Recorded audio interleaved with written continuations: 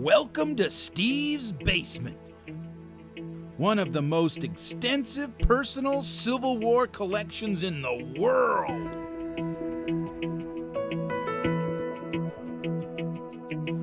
Old rifles?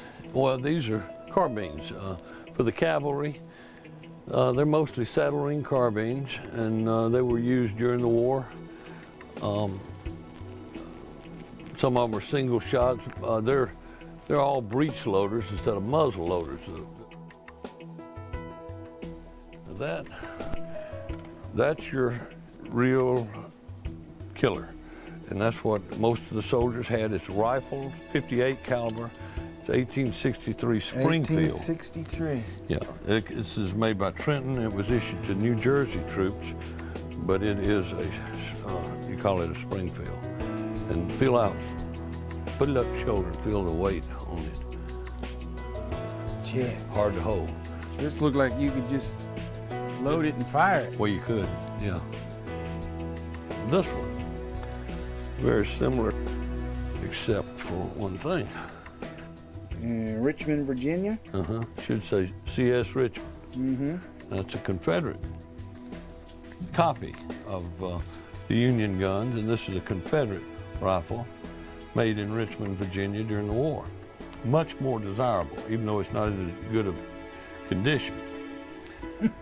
Anything Confederate is much more sought after by collectors. Looks like you won an award for that one. I won Best Single Artifact at the largest Civil War show in the country, Doug Artifact, one year. And I didn't find this relic. Somebody else found it. It's from Spanish Fort, Alabama. And what it is, if you look in the center, it's two bullets, a Yankee one and a Confederate one. They hit nose to nose in midair. That's that piece. And if you look at it close, you can see it's two bullets. Two bullets that smacked right in the midair. And this was the last big fight in Alabama, just right at the end of the war. And these guys pretty much had to be aiming at one another. Mm-hmm. And they both got to go home. So I like the story of this relic. The relic hunters are so good now, they don't miss much. Just like down in Australia on the miners with the metal detectors, they are really good. They know what they're doing. And the relic hunters that look for Civil War relics are experts.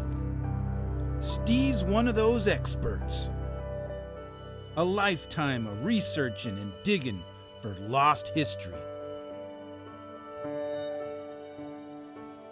Some of the artillery shells, which is my specialty, they had a lot of problems. Some of them were deadly on their own troops because they didn't function right.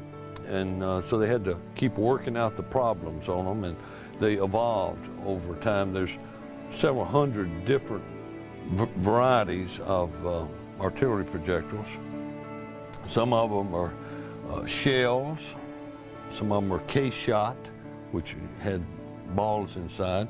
Some of them would be a solid shot. And then there's canister.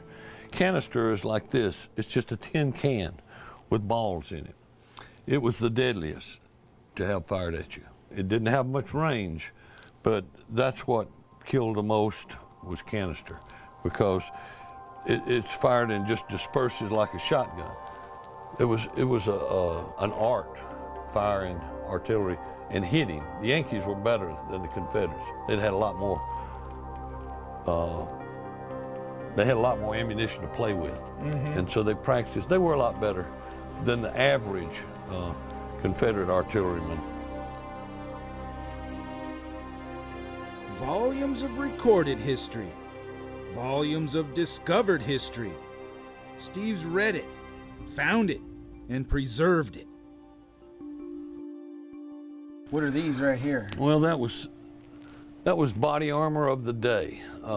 It didn't really work good. The sutlers sold that early in the war, and as you can see, it looks like soldiers put this up by a tree or something, did a little testing. Bullets went right through it. Anyway, it's too heavy to carry, so they really didn't use that much at all. And then these are a bunch of bayonets, huh? Oh yeah, their bayonets I've found.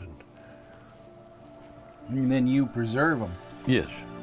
Otherwise, they just fall apart, and you have to know how to preserve them. This is a Nashville Plow Works Confederate cavalry saber. The cavalryman that carried this put these dents in it. They weren't accidentally put in there. They put them in on purpose. Keeps it from rattling. When I first saw those, I thought, well, that's dinged up. Not dinged up. That's the way it's supposed to be. Here's a canteen. You don't have to explain that one, do you? Yeah, no, you don't have to explain that one. They put a bullet hole in it. It wasn't no good no more, huh? Well, just pretty hard on the guy carrying it too, probably. And then this is like a one of a kind. It's a super relic. That's a spar torpedo from Mobile Bay. The Confederates sank 11, I think it's 11 Union warships with torpedo mines. They called them torpedoes, but they were really mines. This one is hollow up to about right here from the back, and it would fit over like a telephone pole. And then the bursting charge is up here, and it would have a fuse here, which would be probably a percussion fuse, which you could lower a spar on a ship and ram another one and blow it up. This tells a real story. It speaks for itself here. How would you like to have been standing in this area? Can you imagine it? Look at all the fragments. You got a Confederate shell here, a Yankee one on the other side. This is a 3-inch reed. There's a 3-inch parrot on the other side.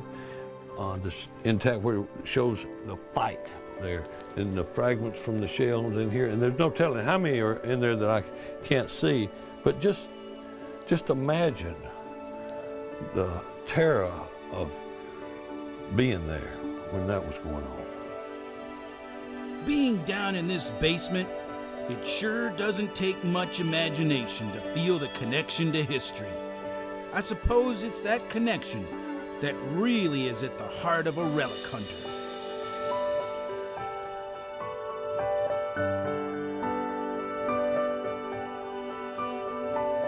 What really intrigues me is pieces that, you know, like this is a barrel of a gun.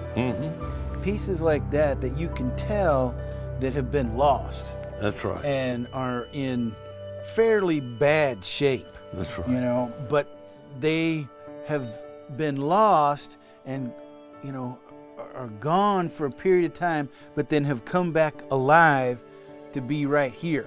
These rifle barrels that I found, yes, they're from battlefields or they're from the river where they were blown in or thrown in, and they have more interest to me than one that's in non-battlefield condition. This is Army surplus.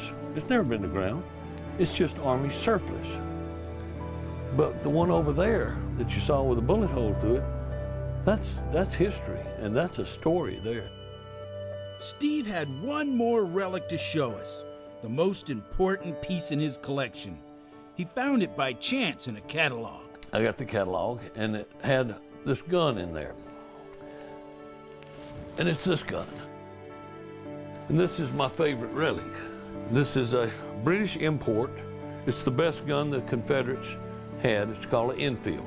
And on it, what does it say here, Tom? Can you read that? JCD? JCD. There's only one JCD in the 44th Alabama. That's that man, John Columbus Deason. He's a farmer from down around Tuscaloosa. And he was a sniper that day. The reason he put his initials, name on there, he'd been captured in, I think, April, just a few months before Gettysburg, and he was exchanged at the time they were exchanging. So he was exchanged, he got a new gun, a good one. You know, not a sorry gun, a good gun. So he put his regiment on there and he put his initials. There was 7 of them that went to war in his immediate family. He had 4 brother-in-laws that were married to his sisters and 2 brothers, 7 total. Of the 7, only 2 survived. None of the brother-in-laws, and only one brother, and he.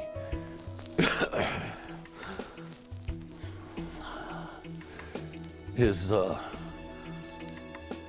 granddaughter is my mother. He's my great-grandfather. And I never can tell the story. The good story is the relic hunter that picked it up and saved the history. Didn't kill the history. Took me about 5 years to get that gun. And I had to pay a lot for it. But you know, you gotta give the credit to Americans. We don't linger. Now, we want to remember our history, but we don't want to get it started again.